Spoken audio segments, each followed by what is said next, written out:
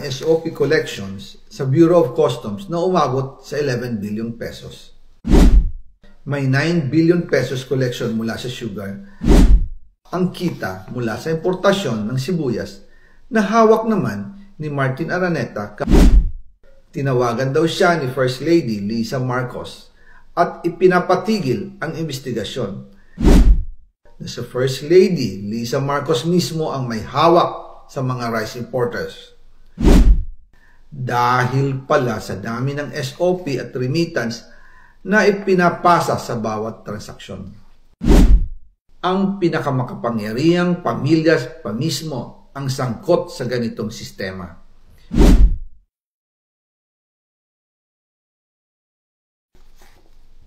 Ngayon naman po, tungkol sa kampanya nitong 2025 elections, nagkwento sa akin si dating Speaker Martin Romualdez.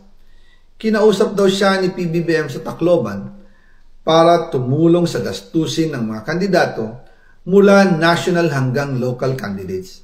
Ang sagot ni Speaker, naibigay na niya ang SOP collections sa Bureau of Customs na umabot sa 11 billion pesos.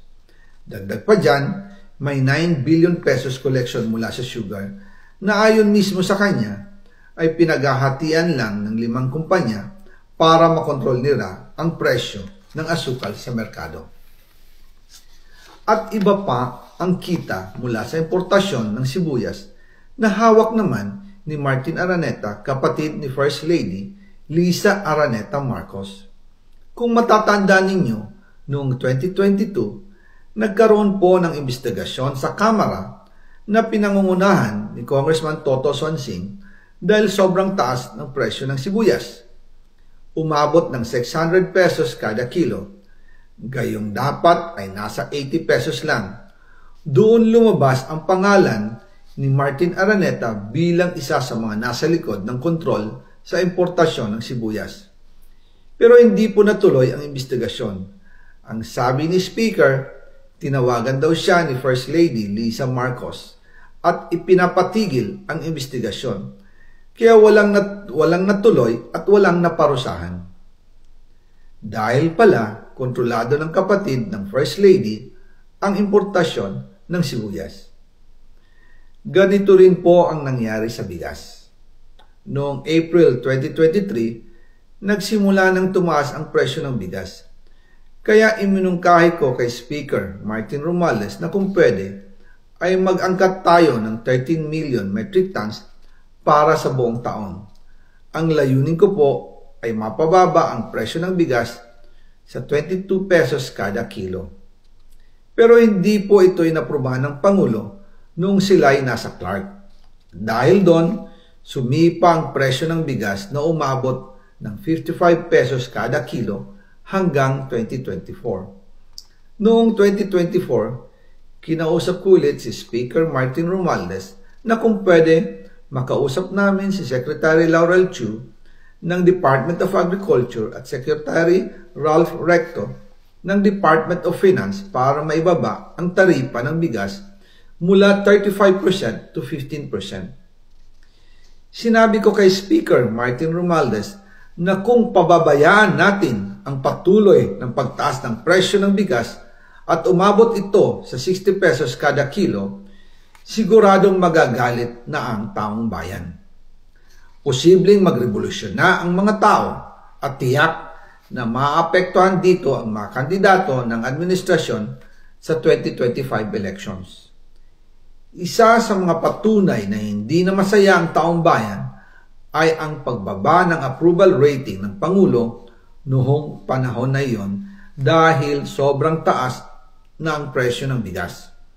Nangyari po ang meeting at halos inaabot kami hanggang alas 2 ng umaga, nakikiusap, nagpapaliwanag. Buti na lang, matapos ang matagal na negosasyon, pumayag din sila.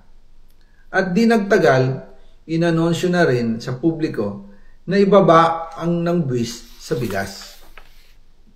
Ngunit, matapos ang 4 hanggang 6 na buwan, hindi pa rin bumababa ang presyo ng bigas. Kahit ibinaba na ang taripa nito, Kaya iminungkahi ko kay Speaker Romualdez na magpatawag ng investigasyon tungkol sa bigas sa pamamagitan ng Quinta Committee hearings. Habang iniimbestiga nito ng Quinta Committee na pinamumunuan ni Congressman Joey Salceda, bigla na lang itong pinahinto ni Secretary Kiko Laurel Chu matapos niyang ipakita ang isang confidential report. Nakasaad dito na si First Lady Lisa Marcos mismo ang may hawak sa mga rice importers. Ayon kay Secretary Laurel, maaapektuhan daw ang First Lady kung itutuloy ang investigasyon dahil kasama raw nila sa Vietnam visit ang ilang importer ng bigas at nag-dinner pa raw sila roon. At noong araw din yun, tumawag si Congressman Sandro Marcos kay Speaker Romualdez upang ipatigil ang House investigations tungkol sa bigas as instructed ng Pangulo. Magkasama kami ni Speaker Martin Romualdez nang tumawag si Congressman Sandro Marcos. Dumating din si Secretary Laurel Chu sa Manila Polo Townhouse at doon siya pinagalitan ni Speaker dahil inilabas niya ang confidential report na nagdidiin sa First Lady sa issue ng rice smuggling. Humihingi ng paumanhin si Secretary Laurel Chu at sinabi niyang, pasensya na, masyado akong naive. Doon namin naintindihan kung bakit. Kahit ibinabana ang import tax ng bigas mula 35% to 15%, ay hindi pa rin bumababa ang presyo sa merkado dahil pala sa dami ng SOP at remittance na ipinapasa sa bawat transaksyon. Dagdag pa po, maraming importers ng isda ang nagre-reklamo dahil kontrolado ito ng kaunting kumpanya lamang. Wala naman daw tax sa importation tuwing lean season, pero kahit ganoon, hindi pa rin sila nabibigyan ng permit to import. Ang makaunting kumpanya na ito lang ang nabibigyang permit to import. Dahil dito, kontrolado din ang presyo ng isda. At ito din ang dahilan kung bakit mataas ang presyo ng galunggong.